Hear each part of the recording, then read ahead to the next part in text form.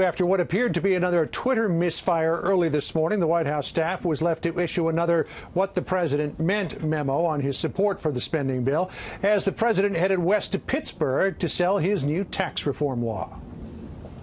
The signs of America's comeback can be seen at companies like this one, which just had its most successful year in its 35-year history. Congratulations. Good job. President Trump taking to the road for the first time since signing tax reform into law, touting the benefits of a plan he says is selling itself, pointing to Apple's big announcement yesterday. Apple has just announced that they are bringing $350 billion and putting it into investment into our country. $350 billion.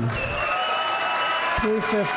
President Trump also suggesting Democrats are jealous of his success with the tax cut. I really believe the Democrats want to shut down to get off the subject of the tax cuts because they've worked so well.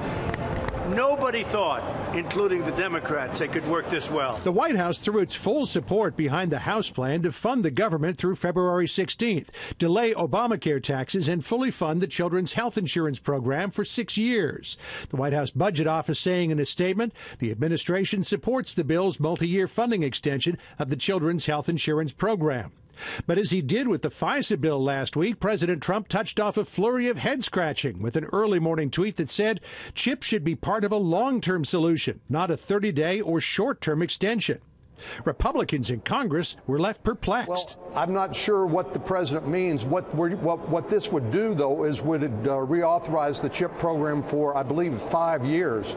So it's not just a 30-day extension. Leaving the White House press office to again play cleanup in a statement saying the president supports the continuing resolution introduced in the House.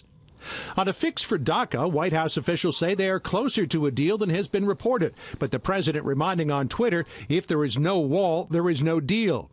The wall was the centerpiece in Chief of Staff John Kelly's talks with the House Hispanic Caucus yesterday. Kelly telling Democrats, who immediately leaked it, that the president's position on a border wall was not fully informed during the campaign. And we're going to build a wall. It's going to be built.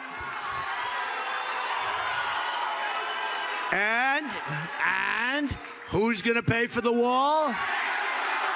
100%. Kelly told the Hispanic Caucus the wall won't cover the entire border, and there's no way the U.S. will get the money to build it from the Mexican government. I told him that, there's been an evolutionary process that this president has gone through as a campaign, and I pointed out to all of the members that were in the room that they all say things during the course of campaigns that may or may not be fully informed. Sources say the president was furious over Kelly's comments and told him so when Kelly returned to the White House.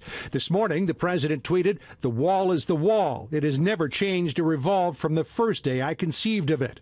But the damage appeared only temporary. The president, who needs Kelly to keep the trains running, was praising him this afternoon. He's great. I think he's doing a great job. I think General Kelly's done a really great job. He is a very special guy. Back on the spending bill, a senior White House official told Fox News earlier today that they thought the chances of the president getting a temporary spending measure were about 50-50. That's a huge erosion in optimism from earlier this week, and according to some Republicans that we've talked to since, overly optimistic considering what's going on in the Senate. Brett?